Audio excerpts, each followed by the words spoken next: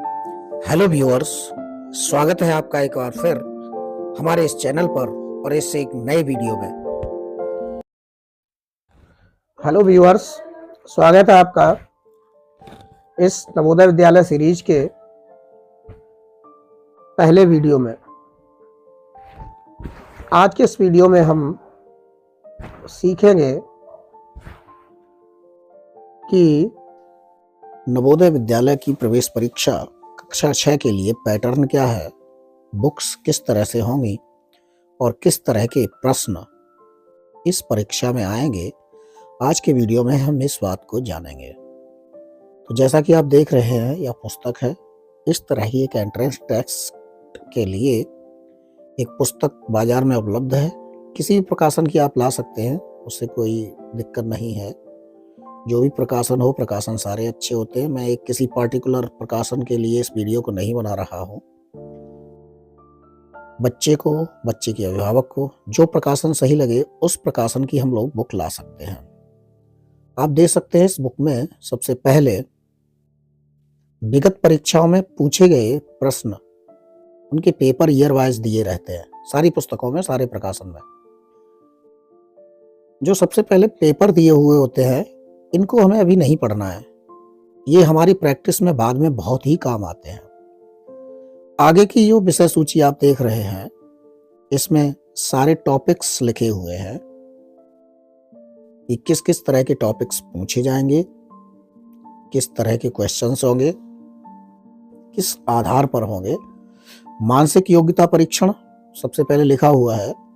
इसके अंतर्गत आकृति, चित्र, असंगत क्रियाएं, दर्पण, प्रतिबिंब, पंच होल पैटर्न, यानी इसको हम रीजनिंग,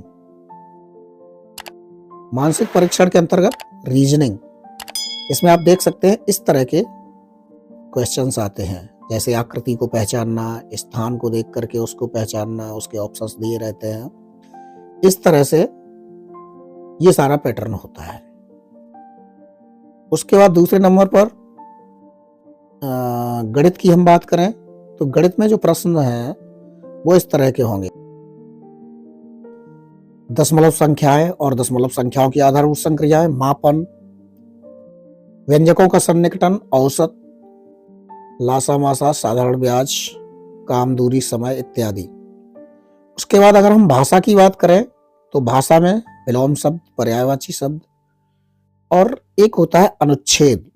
अनुच्छेद दिए रहते हैं, उसको आपको पढ़ के उस अनुच्छेद में दिए गए अनुच्छेद के आधार पर पढ़ करके प्रश्नों के उत्तर देना।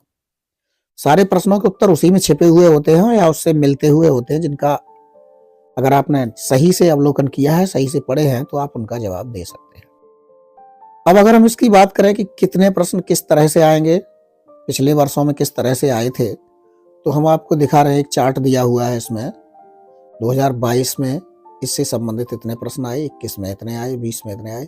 हर वर्ष किस टॉपिक पर कौन से कितने प्रश्न दिए गए, ये सारा ब्यौरा यहाँ पर दिखाई दे रहा है।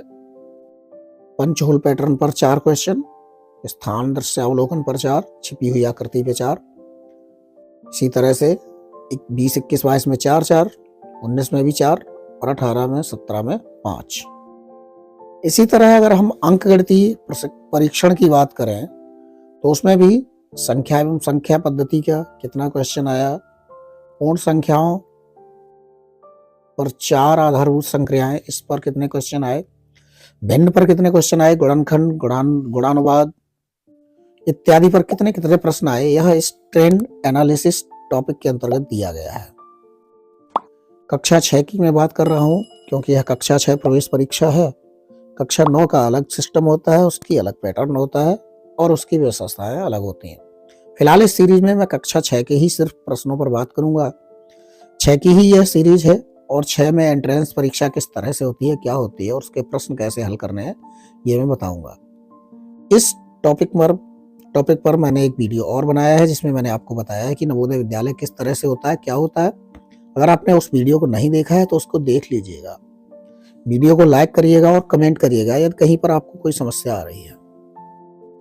मेरे चैनल को विजिट करिए और अगर आपको लगे कि ये कंटेंट्स आपके लिए मददगार हैं तो आप इस चैनल को सब्सक्राइब भी कर लीजिएगा, शेयर करिएगा जिनको इन वीडियोस की आवश्यकता है।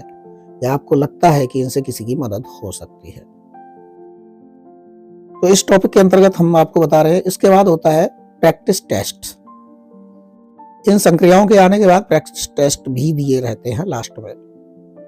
जो प्रैक्टिस टेस्ट्स होते हैं उनमें सिर्फ आपको एक्सरसाइजेस दी जाती हैं संबंधित विषय के अंतर्गत, टॉपिक्स के अंतर्गत। जैसे गणित की प्रैक्टिस करनी है आपको, हिंदी की करनी है या रीजनिंग की करनी है, तो उस प्रकार के प्रैक्टिस सेट्स भी लास्ट में दिए जाते हैं, जिनको बच्चा हल करना सीखेगा और अपनी कठिनताओं को कम करेगा और टेस्ट में पास होकर के, नवोदय विद्यालय प्रवेश परीक्षा को पास करके अपना स्थान निश्चित करेगा।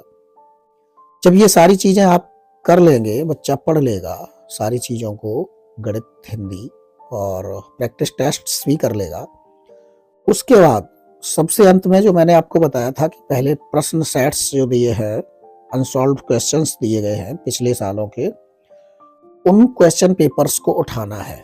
एक दिन में बच्चे को एक पेपर उठाना है और जो टाइमिंग है पेपर देने की, जो निर्देश दिए गए हैं, उसके अनुसार बच्चा बैठेगा, अपने आप का आकलन करेगा कि मैं किस तरह से पेपर सॉल्व करूंगा और किस तरह से इनको कर पाऊंगा कक्ष में बैठ करके एंट्रेंस परीक्षा देने जाने के बाद। तो एक टाइमिंग पकड़ लो, एक पेन ले लो, काले पेन को ज़्यादा तवज्जो दी जाती है, काला पेन ले लो, नीला भी चलता है। और उसके बाद बच्चा एक निश्चित टाइमिंग में बैठेगा, अकेले में बैठेगा और फिर वह इन प्रश्नों को, ईयर वाइज जो पेपर्स दिए गए हैं, इन पेपर्स को वो हल करेगा और अपने आप का आकलन कर लेगा कि मैं कितने प्रतिशत सही कर पा रहा हूं, मेरा स्थान क्या है इस टेस्ट में, मैं अपना स्थान बना पाऊंगा या नहीं बना पाऊंगा। इसके लिए ये प्रश्न सेट्स छोड़े जाते हैं पहले, पढ़ने से पहले। पूरी पुस्तक क्लियर करने के बाद, एक बार, दो बार, तीन बार पूरा क्लियर करने के बाद, फिर इन पेपर्स को बच्चे को हल करवाना है, जो मैं भी करवाऊंगा आगे की इस टेस्ट सीरीज में। और बच्चे भी खुद भी कर सकते हैं, लेकिन पहले नहीं, बाद में, क्योंकि पहले जो है पूरा रिवीजन करना है, पूरी तैयारी करनी है, उसके बाद टाइमिंग लगा करके इन पेपर्स को हल करना है। ये पेपर का पैटर्न है, आप देख सकते हैं, इसमें सारे पेपर्स दिए गए हैं। रीजनिंग का है और अपठित गद्यांश का है, मैथमेटिक्स है, सारे इसमें भाग करके बनाया गया है, सेक्शन बना के दिया गया है, भाग 8, भाग 6, भाग 5, भाग 6, भाग 3, मतलब 10 भाग तक है इसमें। और ये आप देख सकते हैं, ये गद्यांश है। इस गद्यांश को पढ़ने के बाद इसके नीचे क्वेश्चंस दिए गए हैं, जो कि इसी गद्यांश पर आधारित हैं या इसी से संबंधित हैं। और यदि आपने इस गद्यांश को सही से पढ़ा है तो आप इसके उत्तरों को आसानी से लिख सकते हैं, समझ सकते हैं, बना सकते हैं।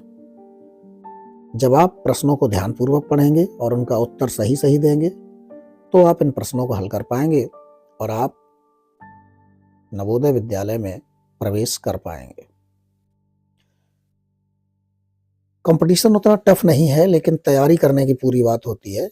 आपको बता दें, इस परीक्षा में माइनस मार्किंग नहीं रखी गई है, कोई भी माइनस मार्किंग नहीं होती है। तो छात्रों को चाहिए कि सारे क्वेश्चंस हल करें। सबसे पहले वे क्वेश्चन हल करें जो अच्छे से आते हैं, उसके बाद बचे हुए प्रश्नों पर समय दें और समय देने के बाद उनको हल करें।